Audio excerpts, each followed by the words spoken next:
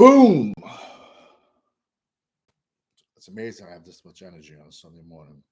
Greetings from YouTubeville. Once again, Danny Savage, Draft Guru.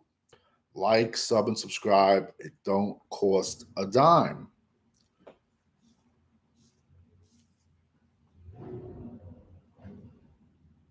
Still the best beard on YouTube. Today we're doing offensive tackle part 4 all together, and like I said, this is part 2 of this because I've done it already. But I've dropped 21 offensive tackles as a preseason watch list. There's a kid first.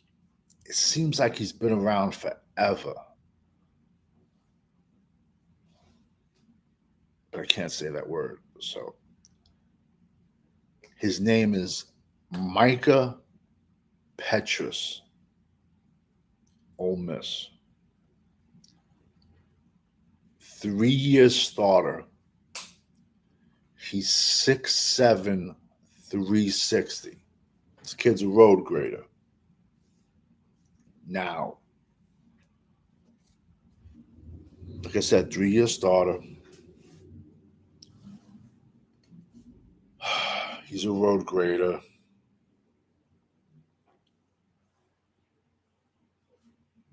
At that size, do I think I'm trying to get the hat right?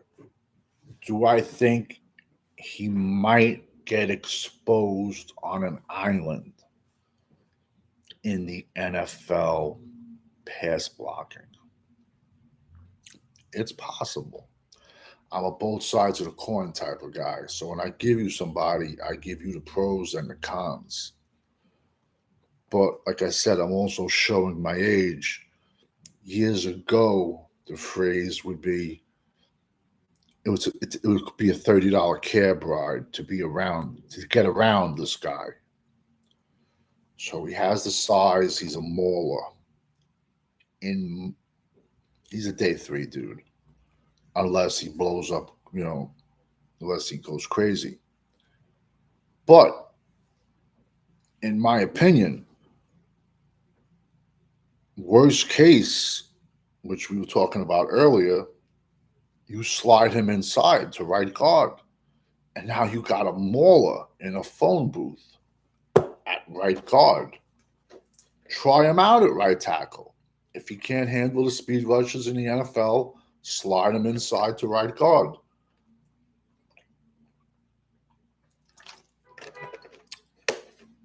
Sugar-free cranberry juice for people that monitor what I drink. So, he's a name to watch out for. Like I said, I apologize, but I did this list again over a month ago. Next kid, I like a lot. Jalen Rivers, the U, 6'5", 320. In 2023, he started at guard. He gave up 2 sacks. Excuse me, take that back. 2022, he started at left guard. Miami's had an offensive tackle, Zion Nelson, that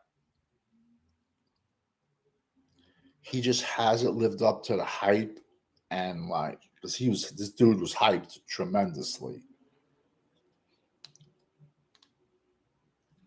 So what they did in 2023 was they slid Zion Nelson into left guard, and they threw Jalen Rivers out to left tackle. Miami was a little bit of a disarray last year.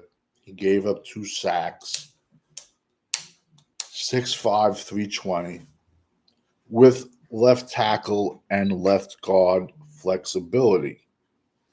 So could he be someone that you see get thrown into left guard? Possibly, if he doesn't project to left tackle, it's possible. But I also, like I've said, when you can do more than one thing, that's going to help you get drafted. When you can play multiple positions without them just getting you at a position and then putting you out there. But when you can play more positions already, that's going to help you on draft day. That's going to help you get a team, help you find a team a lot quicker if you're an undrafted free agent. I see this kid is getting drafted. Next kid, J.C. Davis, Illinois, 6'5", 310. I really don't know what's more important, man. The mic or the beard? I really don't. I think it's the beard. The mic gets in the way sometimes. He's in his third college. He's in Illinois, but he's in his third college. He's a New Mexico State transfer. He excelled there, which you want to see. When you see someone playing at a lower level of competition, you want to see them dominate. You want to see them excel. The question is, can he dominate now at Illinois? That is the $1 million question. He's 6'5", 310.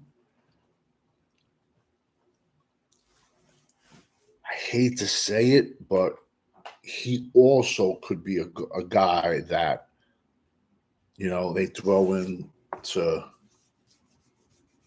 left tackle. You know what I'm trying to say? I mean, left guard. He could be. It's possible, but he has to. He's stepping up to a much, much bigger rise in competition. So if he can do it, he's going to get drafted. Or even if he doesn't get drafted, he's going to get a team. I mean, let's take a step back and look. Granted, you get drafted, you're going to get more money. But what is the main goal? Getting drafted and fizzling out in 3 years? Or no matter how, you making a team, you getting on a team, you making it, and you have a 10-year NFL career? Is it that really the goal? And it's amazing how many dudes slip through the cracks. Next kid, Damian George, Florida. He's 6'6", 350. He has right tackle, right guard flex. My opinion, if he does have a future, it's at guard, not tackle. Just forget about that. His future is at guard. Gonna throw out a couple of Penn State offensive linemen because Penn State lost 3 offensive linemen in last year's draft. They lost both their tackles and their center. So they got this kid, Nolan Rucci. He's a Wisconsin transfer. He bounced around there. You know what I'm trying to say? And now but he has good size, 6'8", 310. But he's a right tackle. I know he battled it out with Drew Shelton, and Drew Shelton is Penn State's other left tackle. He's 6'5", 310. They didn't play that good. They didn't play good. They didn't play good this past weekend against Bowling Green at all. But yet, both running backs, Singleton and Katron Allen, both had over 100 yards. They started off real slow, and they brought it on in the second half. So, and I've said this when I did the video for this the first time. In practice, both of these kids are going to be going up against Abdul Carter, who's one of my top 5 edges in this class. So they're at Penn State. So until they play Ohio State, their toughest competition is going to be in practice because iron sharpens iron. And they have to block Abdul Qadir, or Abdul Qadir is just going to destroy them. But them even practicing against Abdul Qadir is going to make them better offensive linemen at the end. I personally think they're day 3 guys, but it's way, way too early. This was never a rank list. This was always just a watch list because I originally put these videos out June, July, and August, and it's not fair to rank people.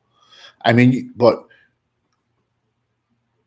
you can tell with some of my earlier, guys that those were guys that was super, super high on my radar.